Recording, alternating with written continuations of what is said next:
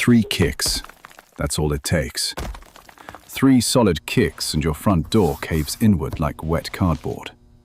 Because functionally, that's what it is.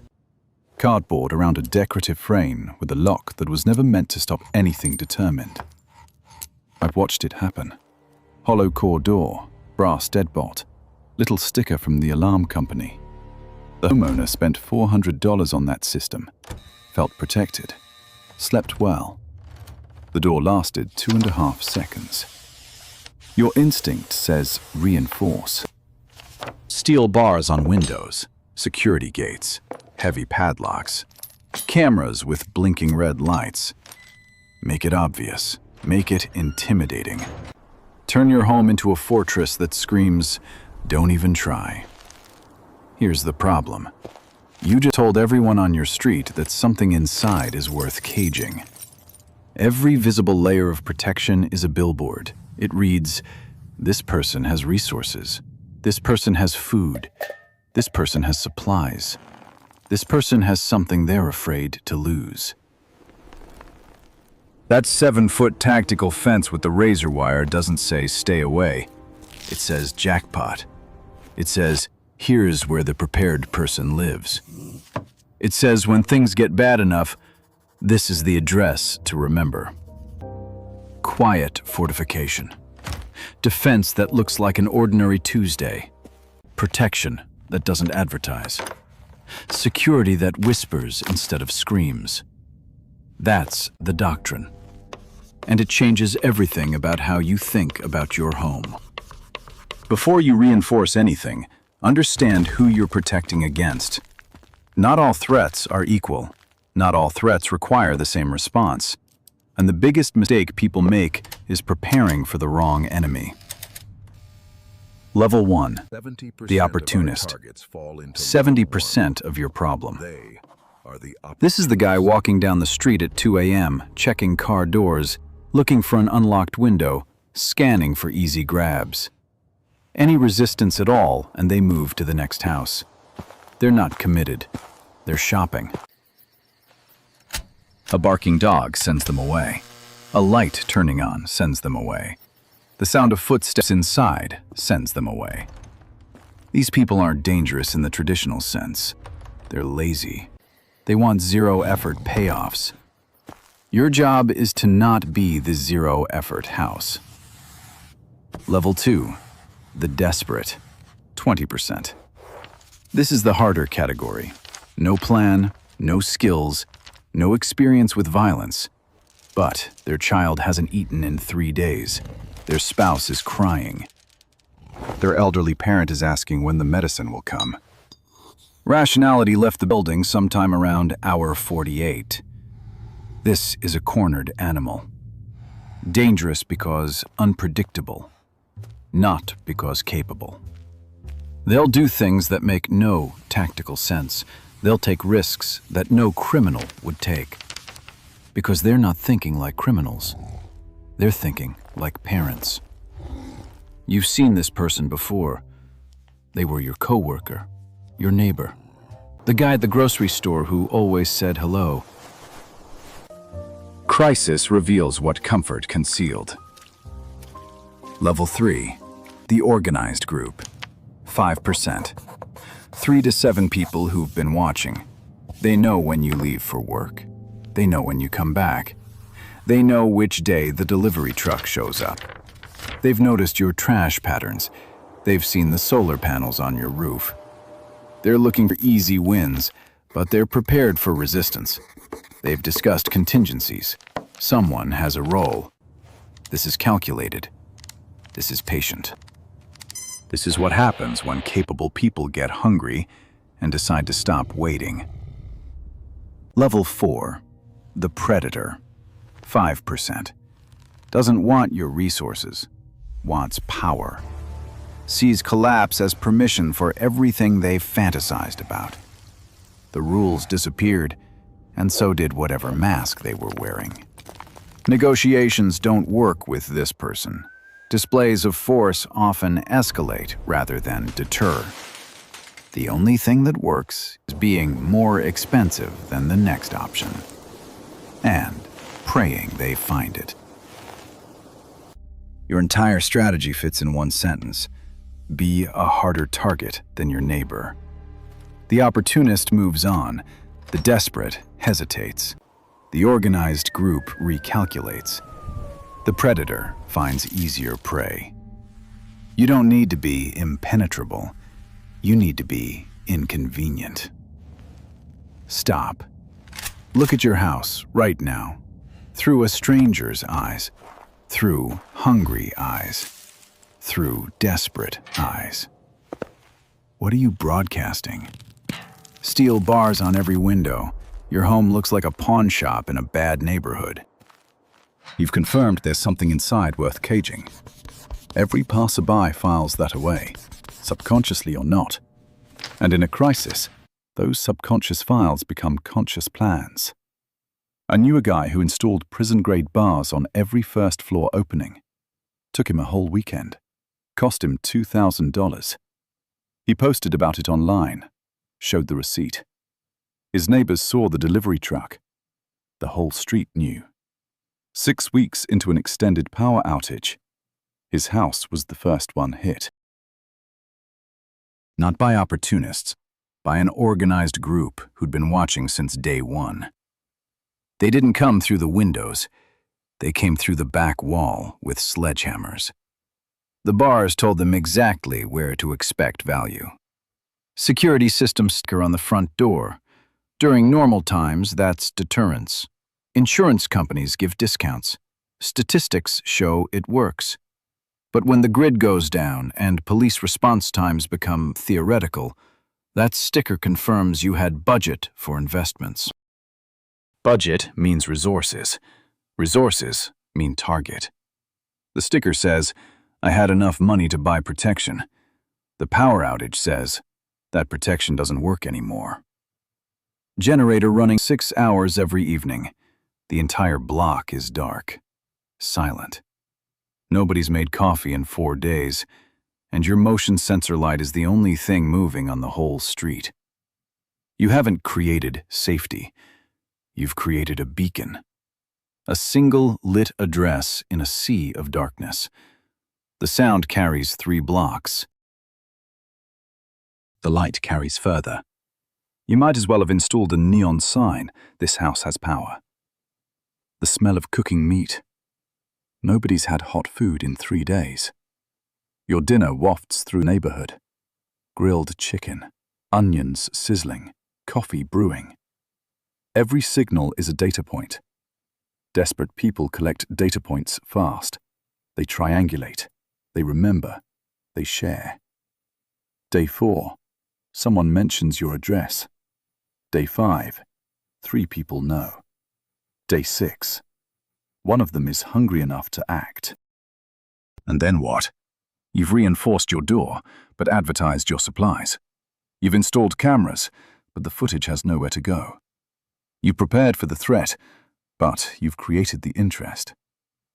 This is the paradox of visible security. It solves one problem while creating another. It's a solution that becomes a target.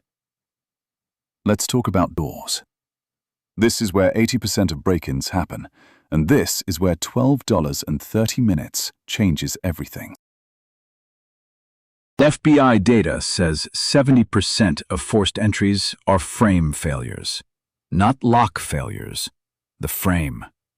Your deadbolt is sitting in a strike plate held by 3/4-inch screws driven into soft pine. One solid kick and those screws pop out like they were decorative. The door swings open. Lock still engaged. Wood splintered around it. The lock didn't fail. The tree did. I've seen it 100 times. Nice house. Good neighborhood. Expensive deadbolt. Homeowner standing there in shock because they believed the marketing. They thought the lock was the system. It wasn't. The lock was never the weak point. Think about what happens during a kick. All that force concentrates on a 2-inch strike plate. 2 screws, maybe 3. 3/4-inch deep. Into pine that's been drying out since the house was built.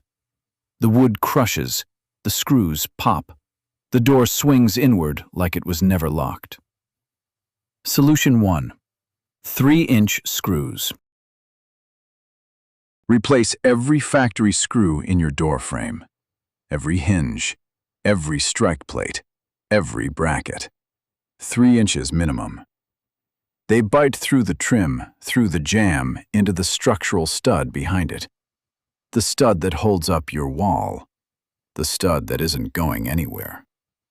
Same appearance, same door. Completely different physics.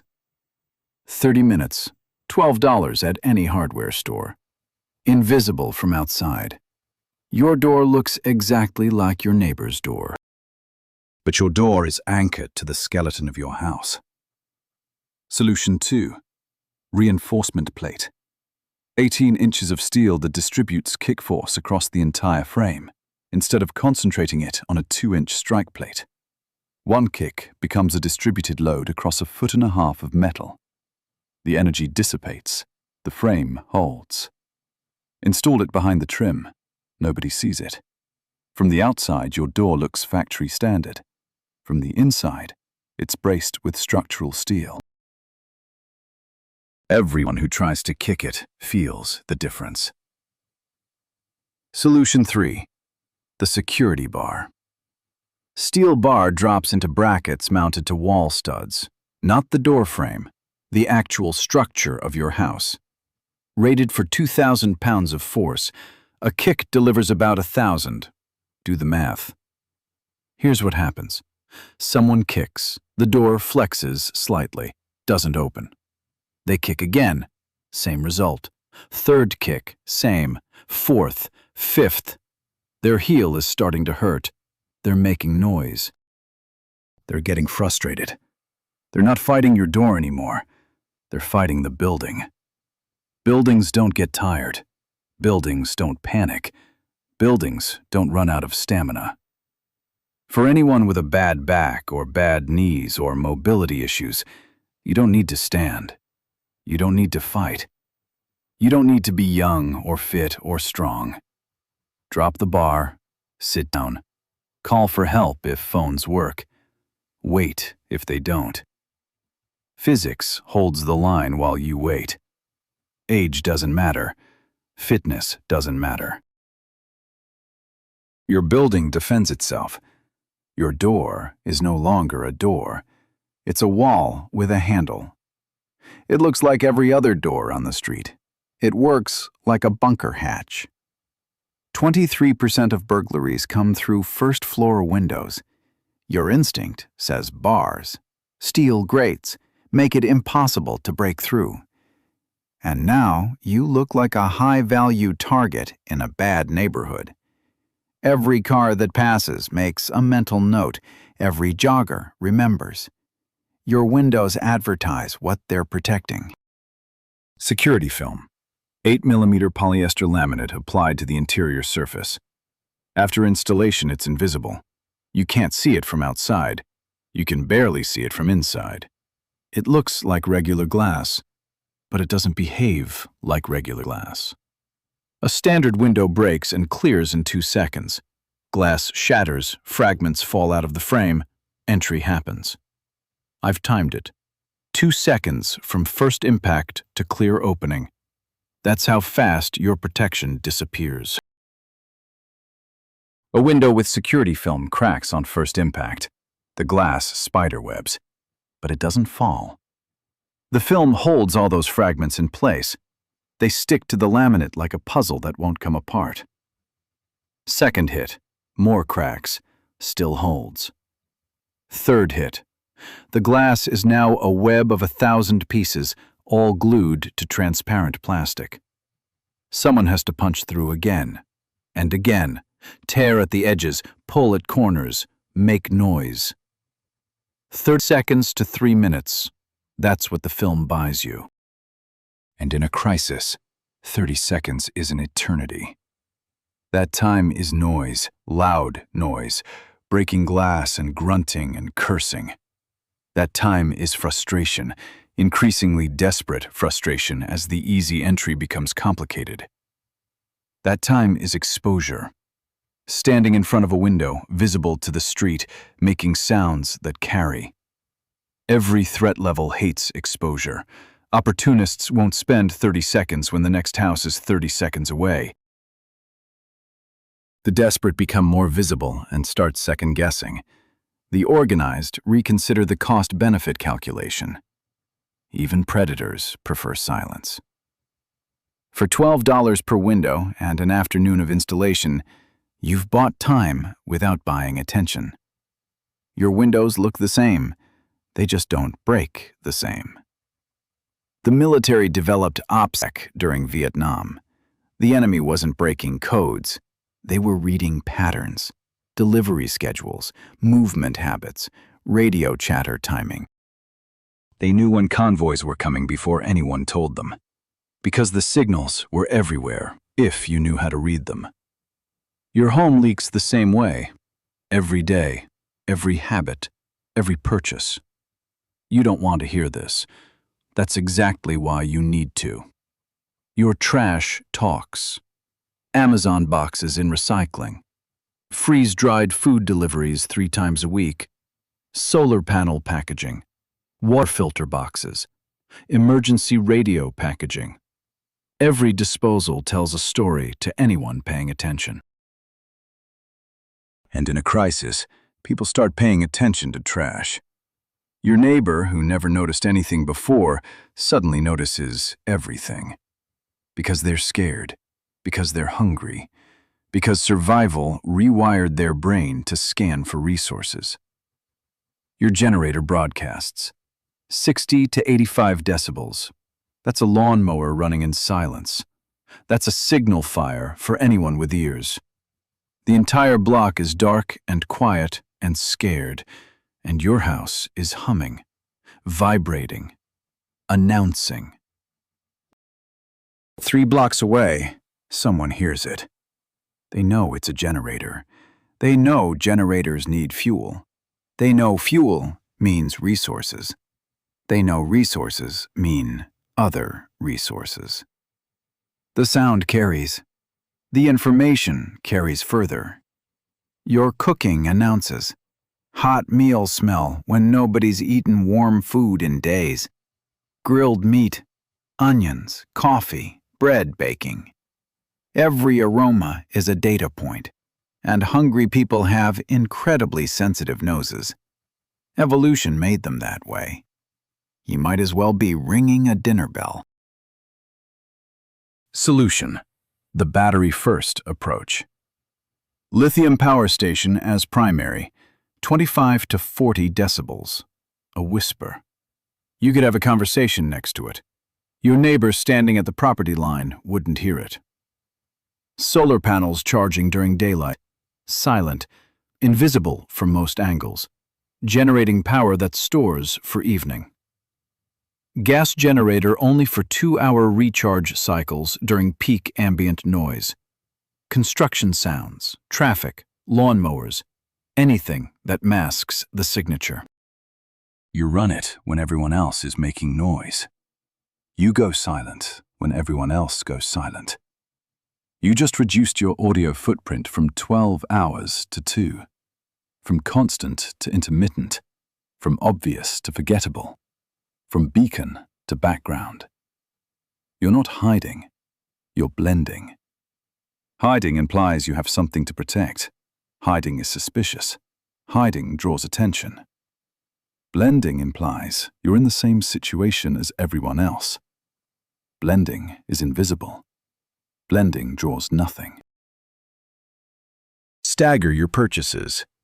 Don't order everything from one place. Don't get weekly deliveries with tactical packaging. Grocery bags, normal shopping trips, normal timing. Opaque bags for everything that might signal preparation. Break down boxes indoors. Mix them with regular trash. Never leave a readable pile. Cook low-aroma foods behind closed windows. Rice and beans don't smell like steak. Canned food doesn't announce itself. Move at the same time your neighbors move. Rest when they rest.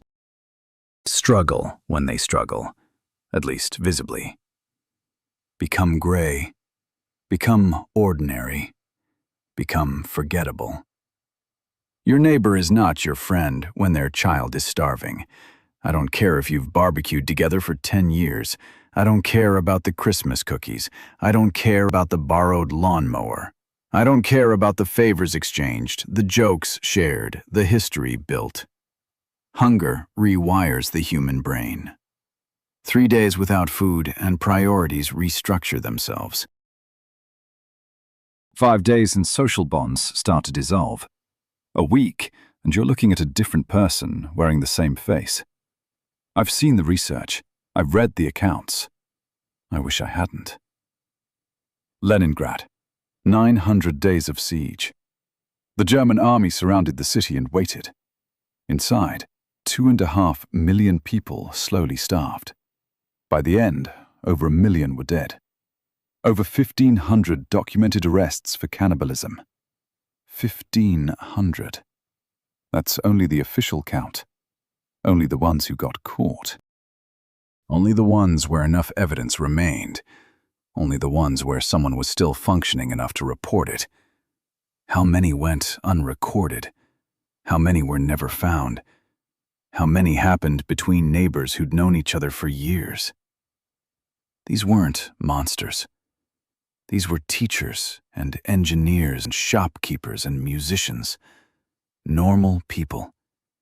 People who went to work and raised children and complained about the weather. Normal social bonds collapse when survival enters the equation. This isn't pessimism. This is documented history. This is what humans do when pushed far enough. Not all of them, not most of them, but enough of them. And you can't tell which ones in advance. Rule 1. Never tell anyone what you have. No hints about the pantry. No jokes about the bunker. No comments about being prepared. Not even casual mentions. Not even to people you trust. Every person who knows you've stockpiled is a potential threat vector. Every single one. Not because they're bad people, because their circumstances might change. Because they might tell someone who tells someone else. Because desperate people share information. Day 1 of a crisis, they remember that conversation you had. Day 3, they mention it to their spouse.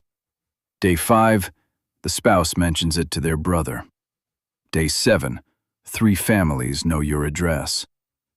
Day 10, one of them is hungry enough to act. And then what? Rule 2. Look poor. Smell poor. Act poor. This is theater. Survival theater. And it works. If you're the only one with lights on, you're a target. If you're the only one not losing weight, you're a target. If your lawn is mowed while everyone else has overgrown jungle, you're a target. If your kids look fed while their kids look hollow, you're a target. Wear the same torn jacket every day. Don't shave. Let your hair get messy. Shuffle when you walk past people. Complain about the same things they're complaining about. Mention how hungry you are. Mention how scared you are. Be one of them. The best protection is being forgotten. The best security is being dismissed. The best defense is looking like you have nothing worth taking. Your instinct says vertical thinking. Higher fence, thicker door, heavier lock. Stack defenses on top of each other until they're impenetrable. Make one layer so strong that nothing gets through. Here's the problem. Vertical defense has to fail once. One breach, and everything behind it is exposed. One kicked door, and your entire strategy is inside out. All that investment in one barrier, and now it's on the floor. I've seen it happen. Beautiful reinforced steel door, $1,000 installation. Guy forgot about the window next to it. Standard glass, 2 seconds to break. His expensive door was irrelevant. Single point of failure. That's what vertical thinking creates. Military doctrine doesn't build one impenetrable line. It creates layers of friction. Each layer slows the enemy. Each layer creates decision points. Each layer costs time and energy and commitment. By the time someone gets through all of them, they've either given up or made enough noise for everyone to know. Layer 1. Landscape. Thorny shrubs under every first-floor window. Holly, barberry, hawthorn. Dense, low maintenance, covered in thorns. Nobody looks at a bush and thinks, tactical obstacle. That's the point. Someone tries to approach your window. They have to push through sharp branches. They get scratched. They get tangled. They make noise. They become visible for longer than they wanted. Roses along the fence line look decorative. Martha Stewart would approve. They're also a barrier that nobody wants to push through. Form and function, beauty and defense. Layer 2. Entry hardening. The doors and windows we already covered. Reinforced frames, 3-inch screws, security film, bars that nobody sees. This is your primary defense, but it's not your only defense. Layer 3. Safe room. Same door bar technique, but on your bedroom. One room that becomes a vault when everything else fails. The outer defenses have been breached. The living room is compromised. But your bedroom door has a steel bar. You're not defending the door. The bar is. You're behind it, breathing, waiting, listening to someone get frustrated on the other side, listening to them realize this is harder than they thought. Layer 4. Relationships. Not the whole neighborhood. 2 to 5 people you trust, absolutely. Carefully selected, tested over time. The neighbor who wakes at 5 a.m. and sees everything. The family with dogs that bark at strangers.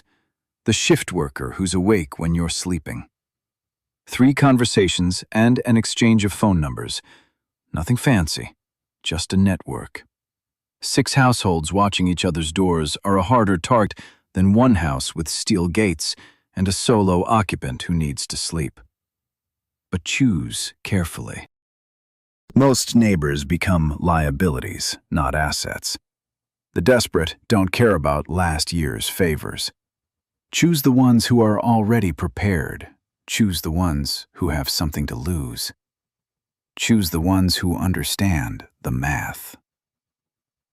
2 a.m. Barefoot, heart pounding. Adrenaline narrowing your vision to a tunnel. Hands shaking, breathing too fast. You're not the person you think you are. This is what nobody tells you about crisis response.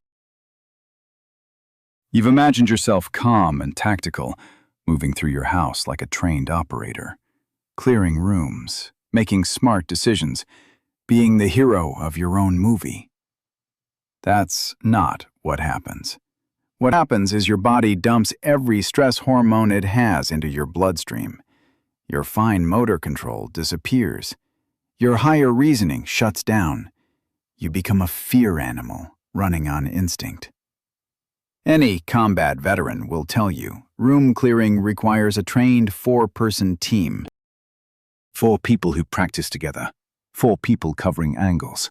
4 people with communication protocols and entry techniques and mutual support. You're 1 person, half asleep, in the dark, in your underwear, holding whatever you grabbed on the way out of bed. Don't clear rooms. Don't play hero. Don't investigate strange noises with a flashlight like this is a horror movie. The doctrine is the same, whether police exist or not, whether phones work or not, whether anyone is coming to help or not. Get behind your barrier.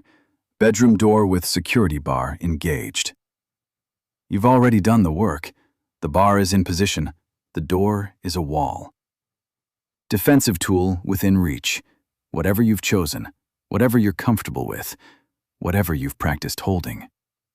Flashlight in the nightstand. Not for searching the house, for blinding anyone who comes through that door. For signaling if neighbors can see. for seeing what you need to see without moving from your position. And patience, the hardest part. Every instinct screaming at you to do something. And you sit, and you wait, and you breathe. Anyone on the other side of that door knows every second of noise is a second neighbors might wake up.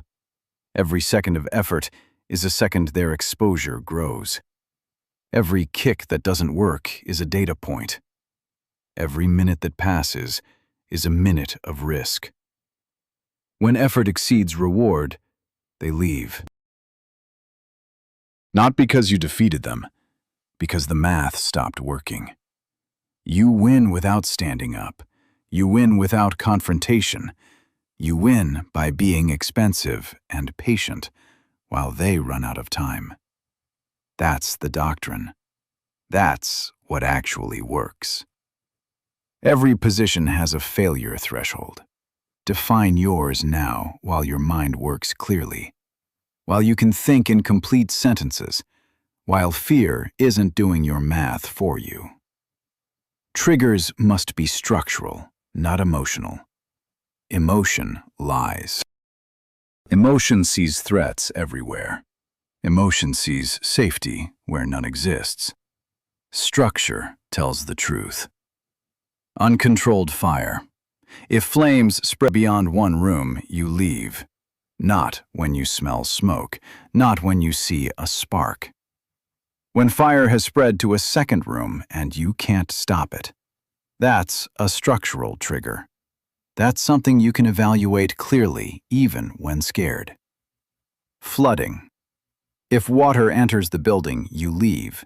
Not when rain is heavy, not when the street is wet. When water is inside your walls. When the foundation is compromised.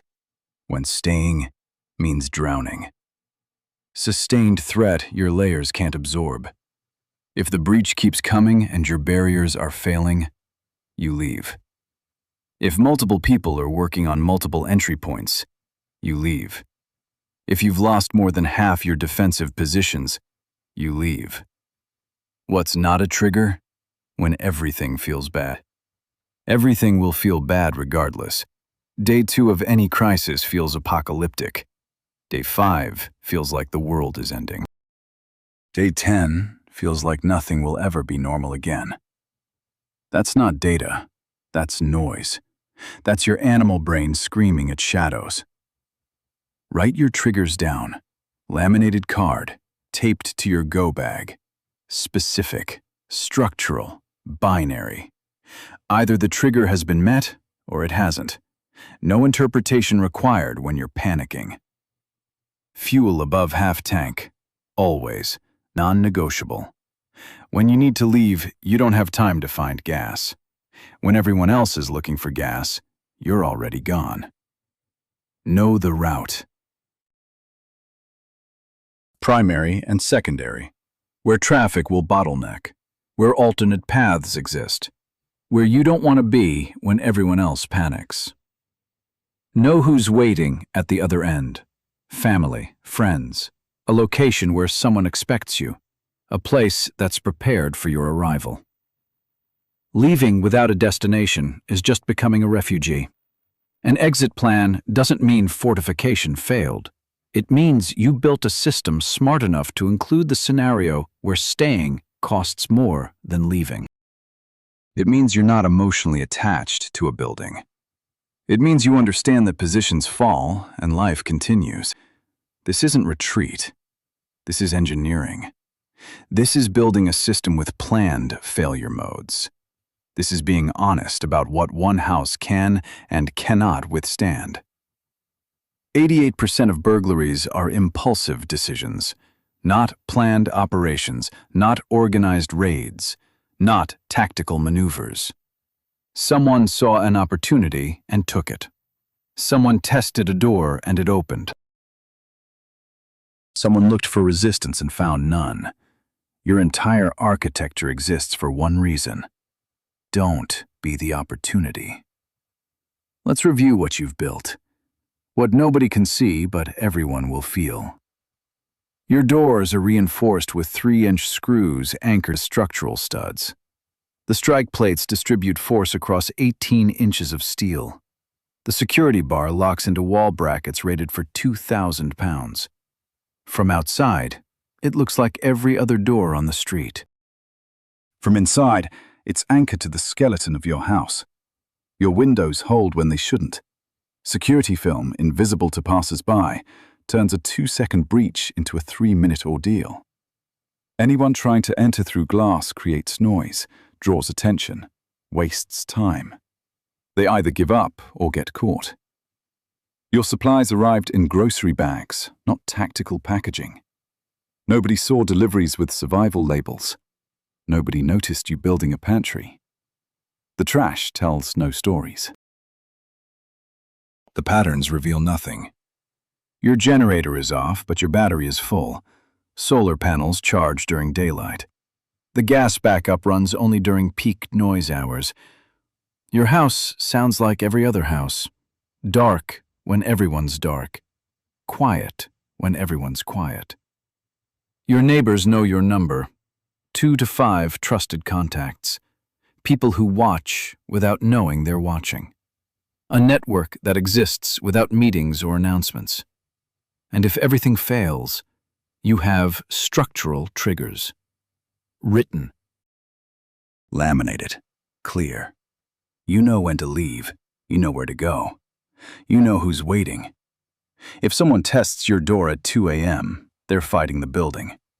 Buildings don't get tired. Buildings don't panic. Buildings don't make mistakes at 3 in the morning. From the street, your house looks ordinary, unremarkable, forgettable. The same as every other house on the block. The opportunist walks past. The desperate hesitates. The organized group does the math and doesn't like the answer. Even the predator looks for something easier. That's not failure to prepare. That's architecture working exactly as designed. You don't want to hear this. That's exactly why you needed to. Now you know what to do. The question is whether you'll do it. This weekend, not next month, not when things look bad. Now. $12 in screws, 30 minutes with a screwdriver. Security film from any hardware store. 3 conversations with neighbors you trust. The woman 3 houses down isn't going to prepare. The guy across the street will wait until it's too late. The family at the corner will panic when everyone else panics. You don't have to be one of them. Quiet fortification. Invisible protection. Architecture that works without announcing itself. That's the doctrine. Now build it.